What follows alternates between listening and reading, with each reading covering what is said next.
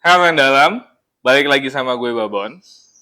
Kali ini gue akan bercerita tentang kisah motor gue yang selalu gue pakai untuk Sunwarian dan beberapa event-event Vespa lainnya.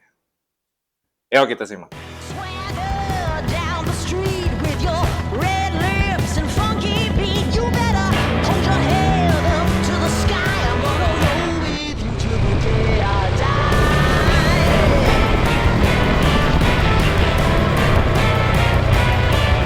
Hey, swing those hips around. Can't stop, roll back down.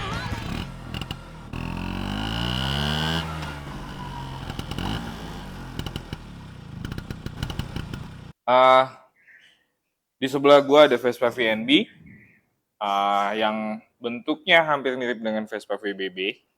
Yang jelas pasti ada perbedaan di antara VBB dan VNB. Gimana gue dapetin Vespa ini? Gue dapet barang ini dari Juragan Bawang di kota Brebes. Yang notabene Juragan Bawang gitu ya, yang pasti di daerahnya dia punya uang dan dia memiliki sebuah unit ini. Di kota Brebes itu Vespa yang bulat-bulat gini tuh dibilangnya Vespa endek. Vespa endok. Mau VBB, mau VNB, mereka nggak peduli tipenya apa, pasti mereka bilang Vespa endok. Nah suatu ketika gue main ke tempatnya dia dan gue berkenalan, dia sempatlah menyebut sebuah kata Vespa. Dan disitulah gue agak tertarik, karena menurut dia tidak suka menggunakan Vespa yang suka mogok-mogok, kata dia. Dan beberapa hari kemudian, gue datanglah ke gudang tempat dia menaruh bawang-bawang yang akan dia jual. Tersisiplah sebuah satu unit Vespa VNB 6 ini. Di antara tumpuk-tumpukan bukan bawang ya, di antara tumpuk-tumpukan karung-karung itu, ini ada di pojokan. Dan sempat gue tanyakan legalitasnya yang pertama. Ini tipe apa? Dia cuma bisa bilang, ini Vespa endok. Tahunnya 64. Dengan tersenyum saya cuma bilang, harus saya bayar berapa Pak Haji untuk gantikan motor ini? Dia bilang, Vespa ini nggak bakal laku. Jadi mau kamu ambil boleh, kamu gantiin maharnya juga boleh. Tapi kalau kamu gantiin maharnya, jangan kasih uangnya ke saya. Cuma kamu kasih ke yayasan depan. Akhirnya, karena gue pun juga tidak, pemahaman gue Vespa di tahun itu, gue juga tidak tahu dengan tipe ini Vespa apa dan harganya berapa. Akhirnya gue mahallah Vespa ini dengan harga 4.200.000. Oke, juta 200 di tahun itu. Dan menurut gua di tahun itu dengan angka segitu kita udah bisa naik motor Jepang yang agak sedikit oke lah. Singkat cerita, motor ini gua bawa dari Brebes ke rumah temen gua. Dan disitulah tempat gua menaruh Vespa gua ini. Karena gua dulu belum punya rumah. Jadi gua masih titipin motor-motor gua di rumah dia. Dan temen gue, dan ada beberapa temen gue yang tahu sejarah Vespa dan dia cuma tanyakan, lu yakin ini Vespa VBB? Yuk kita lihat suratnya yuk, ada gitu. Karena kalau ini salah satu varian yang langka, ini harganya cukup mahal juga. Akhirnya gue beranikan diri, gue tunjukkan suratnya ke dia. Pas kita sama-sama lihat, ini benar Vespa VNB 6. Ini keluaran terakhir Vespa VNB. Dan yang terkagetnya lagi, ini pas kita bongkar ternyata terindikasi adalah Hellstead, bukan VNB. Dimana taunya? Saat kita bongkar mesinnya. Di situ agak sedikit bingung. Ini tipe apa? Karena dengan bentuknya yang lucu ini, dan forknya bukan fork 3, forknya 2. Fork depannya 2, bukan fork 3. Gue bilang ini motor sudah rubahan karena dari kampung apa segala macam. Akhirnya ya gue coba bangun pelan-pelan. Kita bongkar mesinnya, kita dapetin keanehan di dalamnya. Ada perbedaan-perbedaan dari sprocket gearnya, ukuran giginya, bahkan dari silinder bloknya. Ternyata ada perbedaan ya dari VNB yang ada dan Vespa VBB yang ada. Dan gue coba motor ini gue bangun dan gue konversi ke CDI tanpa gue pertahanin lagi platinanya, dan agak sedikit gue rubah di knalpot. Kemudian lagi ya gue konversi ini jadi DC karena menurut gue dari tenaganya Vespa ini cukup menarik. Ada banyak perubahan yang gue lakuin di motor Vespa ini. Yang pertama itu gue rubah forknya jadi fork 3 punya VBB. Kenapa gue rubah fork 3? Karena dulu pengetahuan gue sama fork 2 yang cuma per di belakangnya itu agak sedikit aneh ya. Dan badan gue ini besar, jadi fork depannya itu nggak bisa ngumpunin. Mungkin itu salah satu kebutuhan gue di motor ini. Kedua, gue konversi mesin ini jadi CDI karena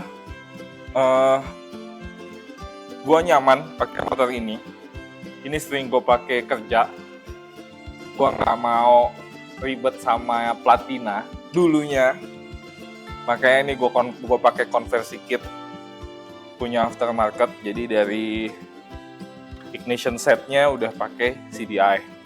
Terus kelistrikannya pun udah gue pakai DC volt karena gue butuh lampu yang terang.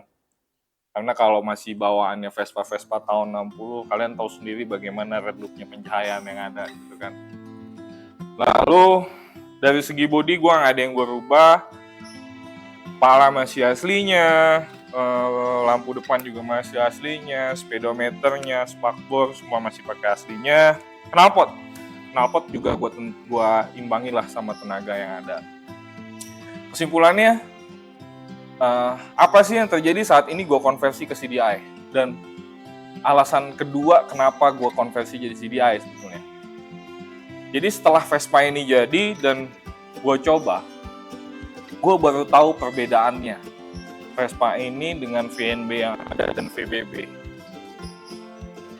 Dia cukup memiliki RPM yang cukup tinggi. Jadi dari sprocket giginya dia kecil-kecil, yang tentunya dia mendukung mesin di putaran atasnya cukup tinggi. Kedua,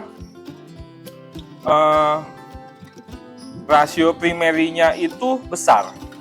Jadi sama dengan, hampir mirip dengan Vespa CC yang besar 180 atau 200 cc di bawahnya dia. Sedangkan Vespa ini notabene cuma 125 cc. Dan yang berikutnya itu 4 speed. Ini 4 speed. Gearboxnya cukup agak besar. Dan posisi gearboxnya kalau kita samain dengan VBB dan VNB, dia agak sedikit beda susunan giginya. Terus lagi ya, udah sih itu aja. Dan ada beberapa dari emblem-emblemnya yang gue pasang dari bawaannya. Dia sempat ada emblem peneng di tengahnya yang gue nggak tahu itu apa dulu gitu kan. Jadi udah nggak aku pasangin lagi dan gue udah lupa itu ada. Dan singkat cerita, motor ini gue pakailah ke event. Dimana di tahun itu gak banyak motor-motor aneh-aneh yang berkeliaran. Dan pengetahuan gue pun sama Vespa nggak seperti sekarang gitu ya, yang kita mudah bisa cari informasinya. Jadi ada seorang kolektor, waktu itu gue ketemu. Dia tinggalnya di daerah Rawamangun. Dan dia datangi gue di suatu event. Dia cuma bilang, kamu dapat Vespa ini di mana? Dia. Saya dapat di Brebes, Pak. Ini Vespa apa? Ini Vespa VNB, Pak. Ini bukan VNB, Dek. Kamu yakin ini VNB? Nah, enggak, saya bilang. Apa yang bikin kamu nggak yakin? Tenaganya. Jadi dia memberikan sejarah singkat dengan perbedaan Vespa VNB, VBB, dan kenapa ada tipe L-State untuk Amerika, dan kenapa berbeda dari mesinnya. Dia bilang, lo tahu Amerika tuh panjang, dia punya trek yang besar-besar, makanya Vespa membentuk tenaga yang memiliki RPM yang cukup tinggi untuk mumpuni daerah-daerah tersebut. Tadinya gue pikir itu bohong, tapi setelah gue compare motor ini dengan tipe yang semirip, ternyata di situ bedanya. Dari kesenangan itulah gue mencari informasi tentang otentik kendaraan ini. Dan kebodohan yang gue sangat sesali itu adalah di fork, karena gue udah lupa naruh fork aslinya di mana, yang garpunya cuma 2. Dan pas gue konversi kit ini, gue juga udah lupa barang-barang aslinya kemana. Jadi penyesalan gue tuh mulai adanya setelah udah akhir-akhir ini, saat informasi yang gue dapetin udah terlalu mudah. Kemudian Vespa ini gue pernah pakai ke Bandung, gue pakai touring, dan tenaganya cukup nyaman untuk naik ke puncak. Tidak seperti Vespa VBB dan VNB yang lelet-lelet itu. Bahkan teman-teman gue pun menyangkanya Vespa ini bukan dengan mesin aslinya,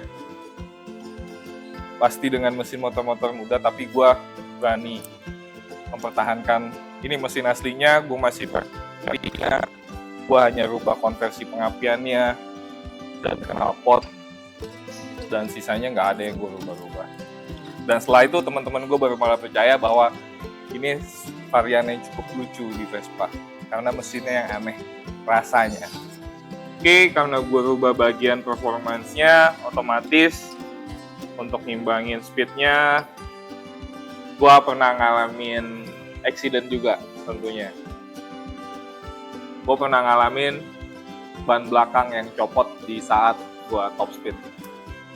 Memang lucu sih ceritanya, kenapa roda belakang bisa lepas gitu kan. Waktu itu mesin ini baru banget selesai gue restorasi untuk yang kedua kalinya, dan upgrade ignition setnya juga udah gue pasang. Abis azan maghrib, gue coba motor ini. Dan entah kenapa, roda belakang gue lepas di saat gue top speed gigi 3. Dan disitulah, ternyata Tuhan masih baik sama gue. Gue tidak terjatuh, dan motor ini tidak rusak sedikit pun. Hanya velg SIP gue hancur loh gue.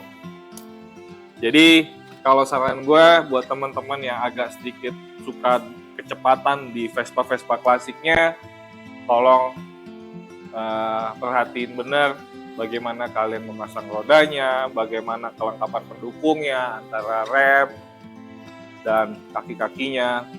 Oh ya, kaki-kaki depan selain gue ganti fork, sok depannya gue pakai punya BGM. Menurut gue cukup bisa buat nopang gue dengan berat badan gue yang agak sedikit berat. Sok belakangnya gue pakai punya New PX. Itu juga salah satu shock breaker favorit gue untuk touring, karena bentuknya standar, tidak tidak nyohor, tapi cocok juga buat badan gue. Dan satu hal lagi, motor ini dari awalnya ring 10, dan tromol depan belakangnya kalau gue buka logonya pecoret. Gue nggak tahu itu bener atau enggak. Gue nggak tahu ini otentik atau tidak, bahwa ini bawaan motor ini ring 10. Jadi, yuk kita sama-sama diskusi. Kalau ada yang punya pengetahuan lain atau ada masukan lain, silakan berkomentar di kolom komentarnya. Jadi, cukup sekian dari gue. Makasih teman-teman yang udah mau dengar cerita gue dengan Vespa gue. Buat teman-teman yang mau sharing bareng, silakan main ke sini. Ini terbuka buat kalian semua. Kita sama-sama diskusi bareng mengenai Vespa, dan mari bervespa, mari berkarya. Thank you.